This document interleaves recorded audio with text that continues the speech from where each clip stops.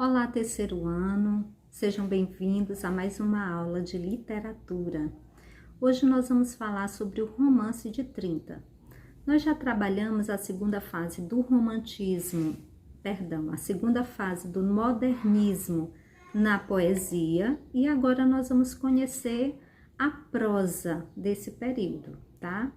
Então nós vamos encontrar aqui escritores preocupados em denunciar, em revelar situações em que o brasileiro vivia no interior do Nordeste, que eram desconhecidas por muitos brasileiros que viviam no Sul, no Sudeste, no Centro-Oeste do país, tá? Então, nós vamos encontrar aqui dos 7 escritores que se destacam nesse período, 5 são nordestinos, cada um numa região diferente do país. Nós vamos ter aqui um representante de Alagoas, um de Pernambuco, outro do Ceará, deixa eu ver onde mais, Alagoas. Nós vamos ter representantes de lugares diferentes, Bahia também, perdão, lugares diferentes do Nordeste, cada um com uma situação específica. Mas em todos nós vamos encontrar em comum a preocupação dos escritores em mostrar a vida sofrida e miserável desse brasileiro. E como que ele age, o que ele pensa, como ele responde a essa vida que lhe é imposta, que não é uma escolha, é uma imposição, tá? Então, dos 7, 5 são nordestinos e 2 são sulistas, que vai ter uma produção literária um pouco diferente. E nós vamos ver um pouquinho das características gerais. Lembrando, aqui nós estamos no período de 1930 a 1945, período em que o Brasil viveu a ditadura militar sob o domínio de Getúlio Vargas, período em que o Brasil viveu, ou melhor, o Nordeste brasileiro, viveu uma das piores secas já conhecidas no país. E essa seca ocasionou, é claro, pobreza, miséria, morte e êxodo rural, que vai ser o foco de vários dos romances que nós trabalharemos aqui. Nós temos como características marcantes, em comuns nesses romances, nós vamos ter o regionalismo, como eu falei, escritores preocupados em mostrar o interior da Paraíba, o sertão nordestino, Ceará, Pernambuco, Alagoas, Bahia, como que cada um vive suas especificidades. Vamos ter também uma prosa, um romance voltado para o lado social, para os problemas sociais sofridos pelo povo brasileiro e uma temática cotidiana, o dia a dia dessas pessoas, tá? A linguagem é a mais simples possível, eles utilizam uma linguagem coloquial, tá? Tentando mostrar a forma mesmo como o brasileiro falava, né, naquela época, deixando um pouco de lado a erudição, as formalidades. Então, nós vamos ter como pontapé inicial desse movimento, né, desse período do romance de 30, o pontapé inicial vai ser de José Américo de Almeida, com a publicação do seu livro A Bagaceira. Então, um pouquinho a respeito desse escritor, José Américo de Almeida, tá? Sociólogo, advogado, político, tá? Muito envolvido com as causas sociais.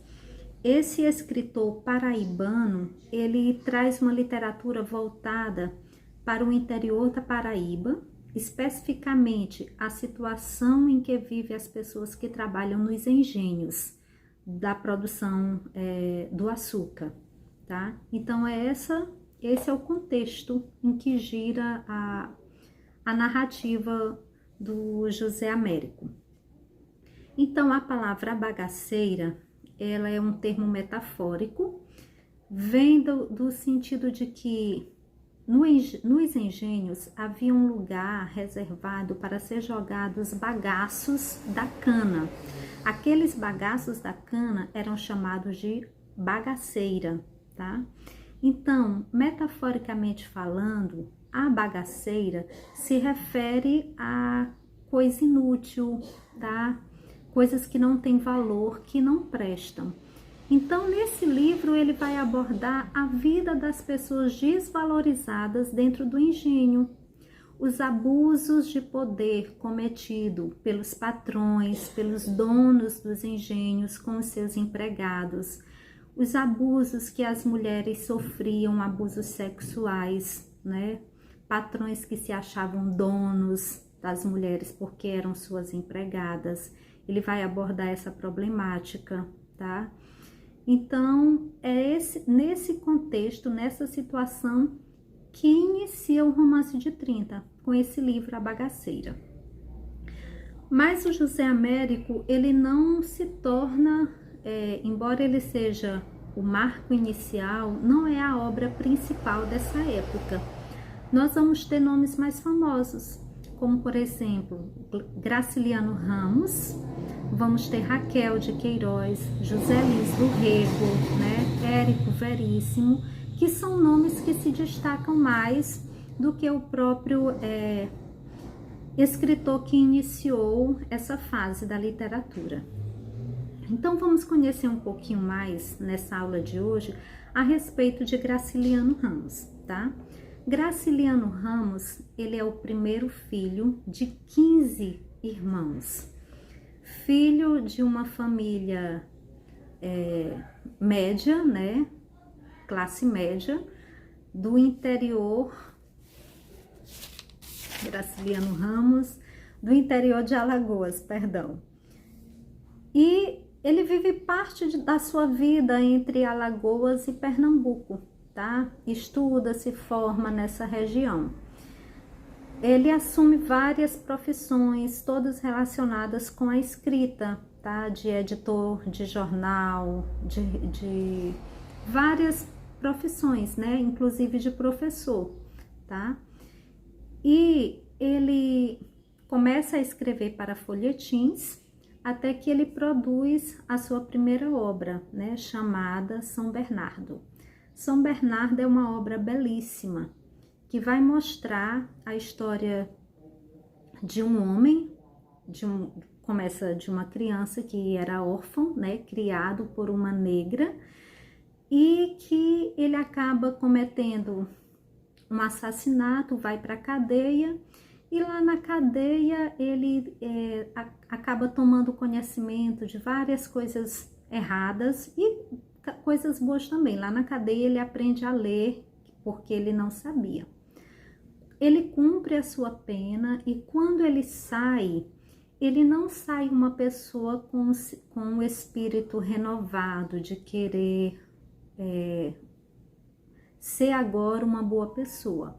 Ao contrário, Paulo Honório, ele quer subir na vida a qualquer custo, ele quer vencer, ele quer sair da pobreza e ele acaba fazendo muita coisa errada para conseguir isso. O livro, ele é psicológico, ele começa com Paulo Honório no final da sua vida, sozinho, sem esposa, porque a esposa dele se suicida. Ele sozinho, ele começa a refletir sobre sua vida e tudo aquilo que ele fez. É um livro escrito em primeira pessoa, né? E Paulo Honório, ele reflete sobre tudo aquilo de errado que ele fez na vida. Passou perna em pessoas para conseguir terras, matou pessoas, não mediu esforços, tá? Então, vamos dizer assim, esse personagem, ele é consequência de tudo aquilo que ele vivenciou. Graciliano Ramos, nesse romance, ele tenta mostrar as reações, as atitudes, os sentimentos de uma pessoa que sofreu muito na vida e que agora não queria mais sofrer, mas acabou buscando caminhos errados.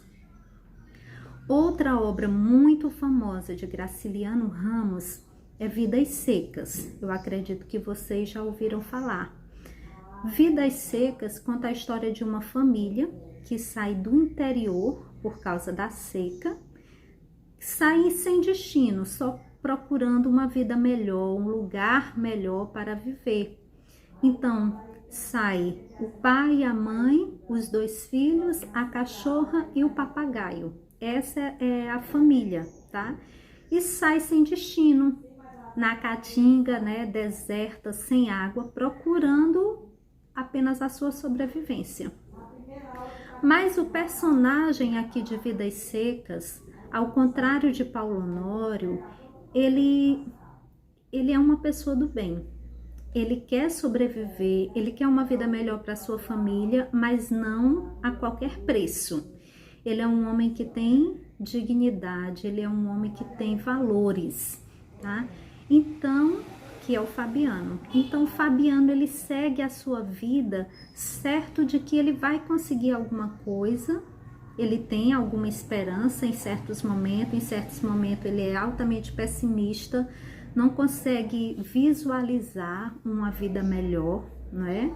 A sua esposa, assim, a Vitória, ela tem o grande sonho de dormir numa cama confortável. Olha só, gente, o sonho dela, ela só queria dormir numa cama confortável.